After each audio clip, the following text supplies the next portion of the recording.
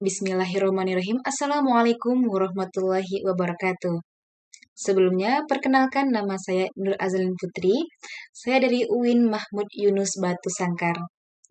Baik, di sini kita akan mempelajari tentang praktek ibadah. Untuk pada kali ini, dalam video ini saya akan membahas tentang toharoh. Baik, kita akan membahas setelah ini. Baik, yang kita bahas pertama itu toharoh. Apa itu toharoh? Toharoh menurut pengertian etimologis adalah suci dan bersih. Seperti kalimat tohartu ats-tsaubah. Maksudnya, aku mencuci baju itu sampai bersih dan suci. Menurut pengertian syara', toharoh adalah mensucikan diri dari hadas atau najis seperti mandi, berwudu, tayamum, dan sebagainya. Kemudian, yang tadi itu pengertian dari toharoh. Sekarang kita akan membahas tentang dasar hukum toharoh. Dalam pandangan Islam, masalah bersuci dan segala yang berkaitan dengannya merupakan kegiatan yang sangat penting. Karena di antara syarat sahnya salat ditetapkan agar orang yang mengerjakannya suci dari hadas, suci badan, pakaian dan tempatnya dari najis.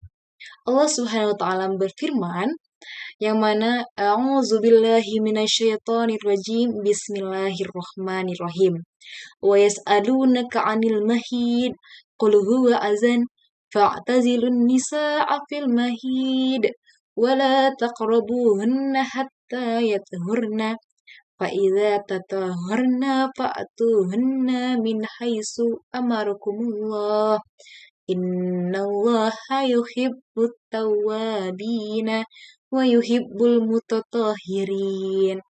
Yang mana artinya, sesungguhnya Allah menyukai orang yang taubat dan menyukai orang-orang yang mensucikan diri. Quran Surah Al-Baqarah ayat 222. Kemudian juga terdapat dalam potongan ayat yang mana wa in kuntum junuban fatahharu. Yang mana artinya, dan jika kamu dalam keadaan junub, maka mandilah. Quran Surah Al-Maidah ayat 6. Para ulama menjelaskan bahwa ayat-ayat yang saya bacakan tadi itu memberi penegasan bahwa toharoh atau bersuci wajib hukumnya.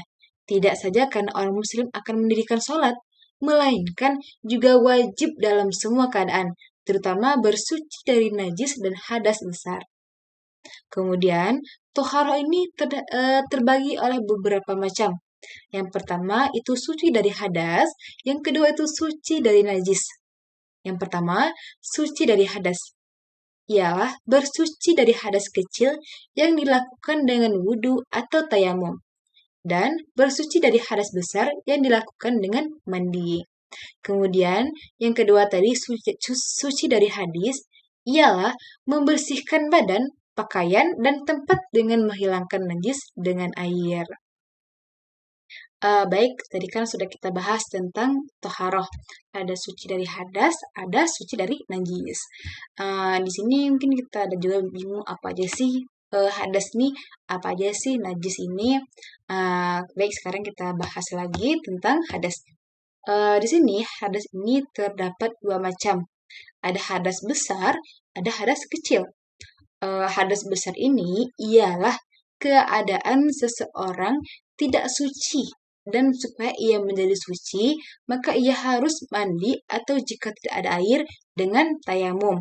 Hal-hal yang menyebabkan seseorang berhadas besar ialah yang pertama itu bersetubuh baik keluar mani ataupun tidak. Kemudian keluar mani baik karena bermimpi atau sebab lain. Kemudian meninggal dunia, kemudian haid, nifas, dan wiladah. Kemudian untuk hadas kecil ialah keadaan seseorang tidak suci dan supaya ia menjadi suci maka ia harus berwudu atau jika tidak ada air dengan tayamum. Hal-hal yang menyebabkan seseorang berhadas kecil ini ialah pertama keluar sesuatu dari dua lubang yaitu kubur dan dubur. Kemudian karena hilang akalnya disebabkan mabuk, gila, atau lain seperti tidur.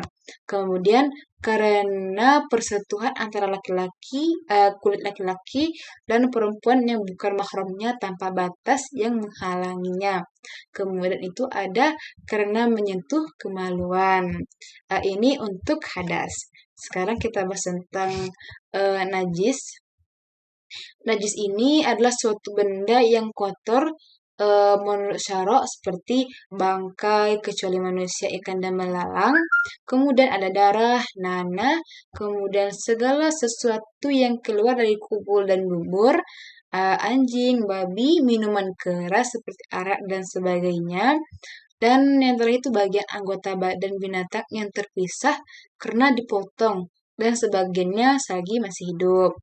Dalam najis ini dibagi dalam 3 pembagian. Yang pertama itu najis mughallazoh, berat atau besar. Kemudian najis mukhaffafah, ringan. Yang ketiga itu najis mutawassithah, yang pertengahan.